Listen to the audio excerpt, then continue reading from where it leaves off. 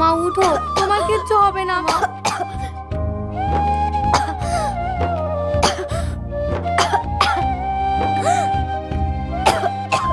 এই নাও মা, জল খেয়ে নাও।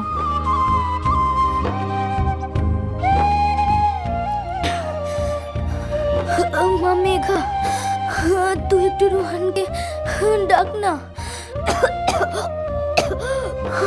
আমি আর বাঁচবো না রে, আমি হয়তো মরেই যাব। এ তুমি কি বলছো মা? তোমার কিচ্ছু হবে না, আমি রোহনকে এক্ষুনি ডাকছি, এক্ষুনি ডাকছি মা।